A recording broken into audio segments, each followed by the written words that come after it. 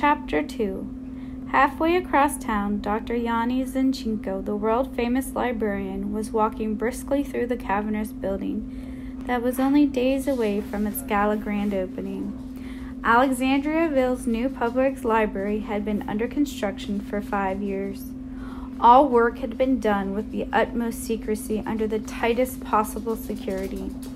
One crew had the exterior renovations on what had once been the small Ohio city's most magnificent building, the Gold Leaf Bank. Other crews, carpenters, masons, electricians, and plumbers, worked on the interior. No single construction crew stayed on the job longer than 6 weeks.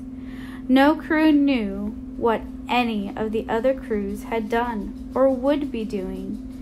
And when all those crews were finished, several super-secret covert crews, highly paid workers who would deny ever having been near the library, Alexandriaville, or the state of Ohio, stealthily applied the final touches.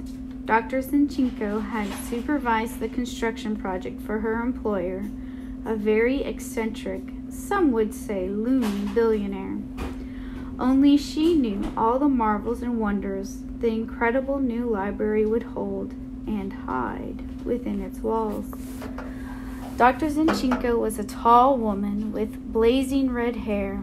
She wore an expensive custom-tailored business suit, jazzy high-heeled shoes, a Bluetooth earpiece, and glasses with thick red frames.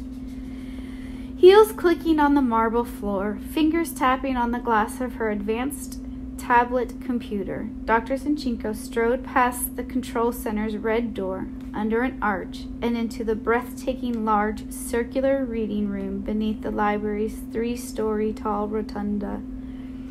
The bank building, which had provided the shell for the new library, had been built in 1931.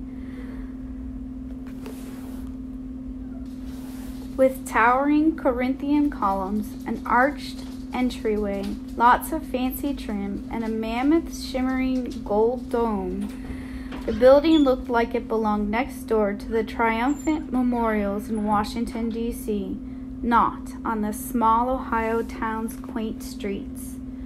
Dr. Zinchenko paused to stare at the library's most stunning visual effect, the Wonder Dome.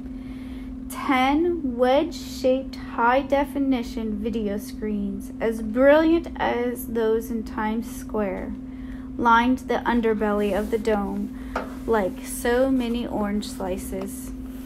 Each screen had operate independently or as part of a spectacular whole.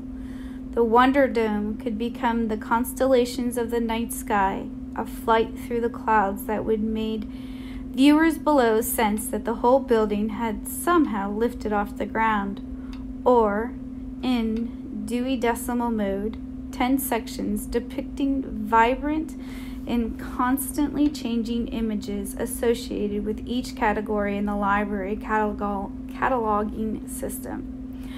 I have the final numbers for the 4th sector of the Wonder Dome in the Dewey mode, Dr. Zinchenko had said into her Bluetooth earpiece. 364.1092.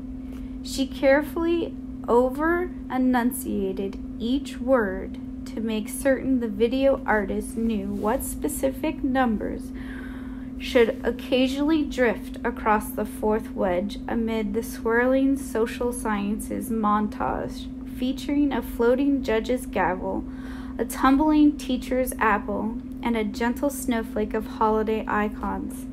The numbers, however, should not appear until 11 a.m. Sunday.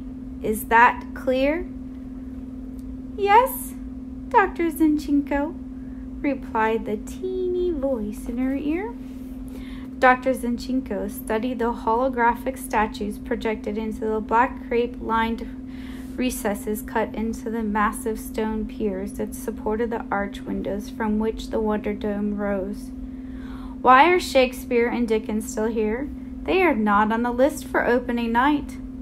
Sorry, replied the library's director of holographic imagery.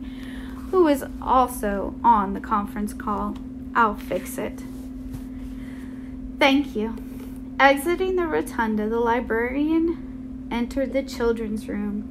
It was dim, only a few work lights glowing, but Dr. Zinchenko had memorized the layout of the miniature tables and was able to march without bumping her shins to the story corner for a final check on her recently installed geese. The flock of 6 audio-animatronic goslings, fluffy robots, had ping-pongish eyeballs, created for the new library by Imagineers who used to work at Disney World, stood perched atop an angled bookcase in the corner. Mother Goose, in her bonnet and granny glasses, was frozen in the center. "This is Librarian 1, said Dr. Zinchenko, loud enough for the microphones hidden in the ceilings to pick up her voice. "Initiate story time sequence." The geese sprang to mechanical life. Nursery rhyme.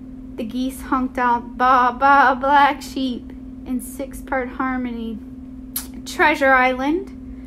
The birds said "Yo ho ho" to their way through 15 men and a dead man's chest. Dr. Zinchenko clapped her hands. The rollicking geese stopped singing and swaying. "One more," she said, squinting as she saw a book sitting on the nearby table. "Walter the Farting Dog." The 6 geese spun around and farted their tail feathers, flipping in the sink with a noisy blast. "Excellent. End story time." The geese slumped back into their sleep mode. Dr. Zinchenko made one more tick on her computer tablet. Her final punch list was growing shorter and shorter, which was a very good thing. The library's grand opening was set for Friday night. Dr. Z and her army of associates had only a few days left to smooth out the kinks in the library's complex operating system. Suddenly, Dr. Zinchenko heard a low, rumbling growl. Turning around, she was eyeballed to an icy blue eyeball with a very rare white tiger. Dr. Zinchenko sighed and touched her Bluetooth earpiece. "Miss G, this is Dr. Z. What is our white Bengal tiger doing in the children's department?" I see. Apparently there was a slight misunderstanding. We do not want him permanently positioned near the Jungle Book. Check call number 599.757. Right. He should be in zoology. Yes, please, right away. Thank you, Miss G. And like a vanishing mirage, the tiger disappeared.